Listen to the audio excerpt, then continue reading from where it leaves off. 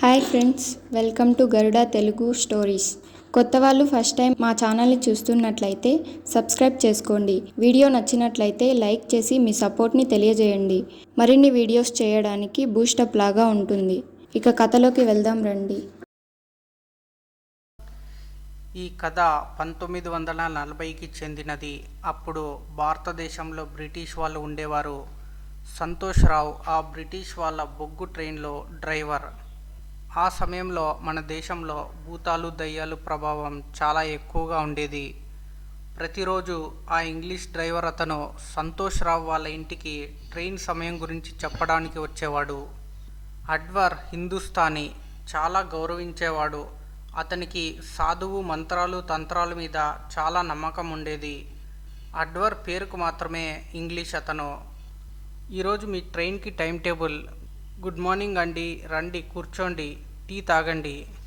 లేదు లేదు, నేను టీ తాగి వచ్చాను. ఇవాళ టైం టేబుల్లో కొంచెం మార్పు ఉంది, నువ్వు చూసుకో. అయ్యో ఇదేంటి, నా షిఫ్ట్ డే టైంలో ఉండాలి కదా, నాకు నైట్ షిఫ్ట్ ఎందుకు వేశారు? అవును సంతోష్ బాబు, నువ్వు నీ ట్రైన్ని ముంబైకి చేర్చాలి. అందుకు మీరు రైల్వే స్టేషన్కు 1 గంటకు రండి. అలాగేనండి, ఇవాళ రాత్రి 1 గంటకంతా స్టేషన్కు వచ్చేస్తాను. సంతోష్ బాబు అతని భార్యకి బొగ్గు ఇంజన్ ముంబైకి చేర్చాలి అని చెప్పాడు. అరే విమల, నేను ఇవాళ రాత్రి ముంబైకి వెళ్ళాలి. నా కోసం టిఫిన్ రెడీ చేసి ఉంచు. కనీసం 24 గంటల ప్రయాణం. సరే, నేను నా ఫ్రెండ్ని కూడా తీసుకెళ్తాను. చీకటి పడగానే నేను నా ఫోన్లో లైట్ వేసుకుంటాను, నువ్వు కంగారు పడకు. రాత్రి 12 గంటలకి సంతోష్ బాబు ఇంకా అతని మిత్రుడు రాజేష్ ఇద్దరు సైకిల్ మీద రైల్వే స్టేషన్కు బయలుదేరారు. అలాగే సంతోష్ రాజేష్ చీకటి పూల్ చేరుకుంటారు. అప్పుడు వాళ్ళకి ఒక అందమైన అమ్మాయి కనబడుతుంది. ఓయ్, ఇంత రాత్రి వేళ ఈ అమ్మాయి ఇక్కడ ఏం చేస్తుంది? అరే వదిలే రాజేష్, నాకు ఎందుకో భయంగా ఉంది. అరే లేదురా, ఏదో ప్రమాదంలో ఉంది, పద చూద్దాం. సంతోష్ రాజేష్ దగ్గరకు వెళ్ళి చూస్తారు. అందమైన చీరలో ఎంతో అందంగా ఉంది. హలో, ఇంత రాత్రి వేళ మీరు ఒంటరిగా ఇక్కడేం చేస్తున్నారు? మీకు నేను ఏం సాయం చేయాలి? ఆ అమ్మాయి గొంతు ఇంకా అందానికి రాజేష్ సమ్మోహితుడు అవుతాడు. సంతోష్ వద్దు అనేలోపే రాజేష్ ఇలా అంటాడు. తప్పకుండా, మేము అలానే వెళ్తున్నాం, రండి, నేను మిమ్మల్ని అక్కడ దింపుతాను. నా పేరు గుంచన్. ఒక చేతిలో సైకిల్ పట్టుకొని ఆ మహిళ పక్కనే పూల్ వైపు వెళ్తాడు. ఒక చేత్తో ఆ మహిళని తాకాలి అనుకోగానే హఠాత్తుగా ఆ మహిళ మొహం మారిపోయింది. తన కళ్ళు పూర్తిగా తెల్లగా అయిపోయాయి. తన జుట్టు నేలను తాకుతోంది. తన గోళ్ళు తోడేళ్ళ గోళ్ళలా మారుతాయి. తను భయంకరమైన గొంతుతో సంతోష్ బాబుతో ఇలా అంటుంది. చాలా కాలం తరువాత మనిషి రక్తం తాగుతున్నాను. అలా అని ప్రేతాత్మలాగా మారిన అమ్మాయి తన పొడవాటి పళ్ళను రాజేష్ గొంతులోకి దింపుతుంది. ఇక తన గోళ్లతో రాజేష్ తలకాయ శరీరం నుండి వేరు చేసి పక్కకి పడేస్తుంది.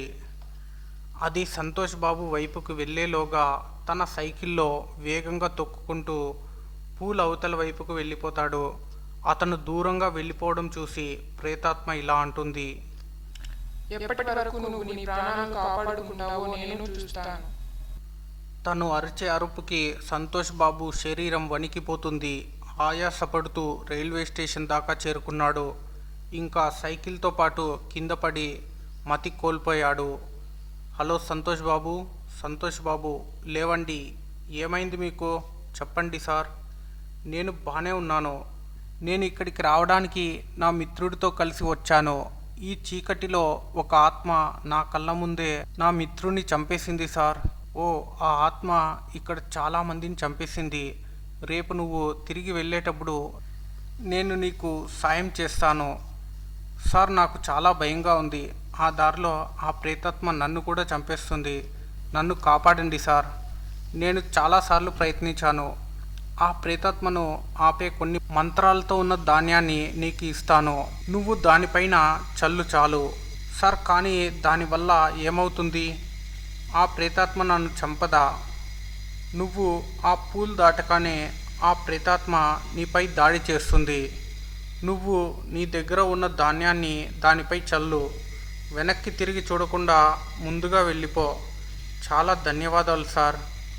సంతోష్ బాబు భయపడుతూ ఆ పూల్ దగ్గరకు వెళ్ళగానే హఠాత్తుగా ఆ ప్రేతాత్మ గాల్లో ఎగురుతూ తన భయంకరమైన మొహంతో అతని ముందుకు వచ్చి, ఎంత భయంకరంగా కనిపిస్తుంది ప్రేతాత్మ.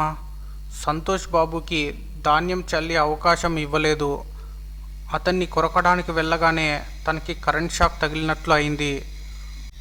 నువ్వు నా నుండి తప్పించుకోవడానికి మంత్రాల సహాయం తీసుకుంటున్నావా? చూస్తాను నువ్వెంతసేపు తప్పించుకుంటావు. నా దగ్గర ఉన్న ధాన్యానికి ఇంత పవర్ ఉందా? అది నన్ను తాకలేకపోతోంది. ఇది నన్ను కూడా నా మిత్రుడిలా చంపేలోపు ఇక్కడి నుండి వెళ్ళిపోవాలి అని ధాన్యాన్ని తన చేతిలో పట్టుకోగానే ఆ ఆత్మ తన చేతిలో రాజేష్ తలకాయ పట్టుకొని ఉంటుంది. దేవుడా, ఈ భయంకరమైన ప్రేతాత్మ నుండి రక్షించు.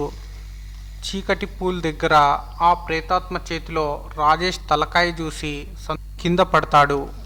భగవంతుడా, సాయం చెయ్యి, లేకుంటే ఈ ఆత్మ నన్ను వదిలిపెట్టదు.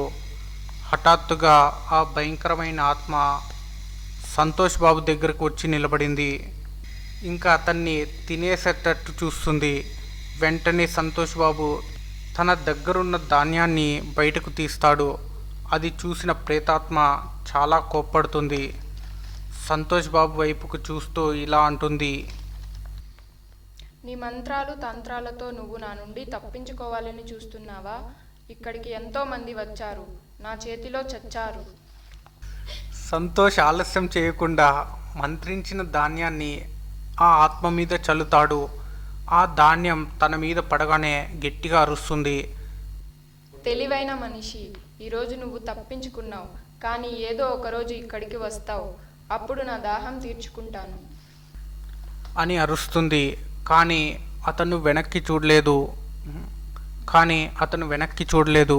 ఇంటికి వెళ్ళిన వెంటనే, అరే మీరు వచ్చేసారా? ఇంత భయంగా కనిపిస్తున్నారే. నన్ను ఏమీ అడగకు నిర్మల, నా మిత్రుడు చనిపోయాడు. ఆ చీకటి పూల్ దగ్గర ప్రేతాత్మ నన్ను కూడా చంపాలి అనుకుంది, కానీ మా సార్ నన్ను కాపాడారు. అయ్యో భగవంతుడా, ఏమంటున్నారు మీరు? పోనీలేండి, మీరు క్షేమంగా ఉన్నారు. ఫ్రెండ్స్, ఈ వీడియో నచ్చినట్లయితే లైక్ చేయండి, షేర్ చేయండి, మా ఛానల్ని సబ్స్క్రైబ్ చేసుకోండి.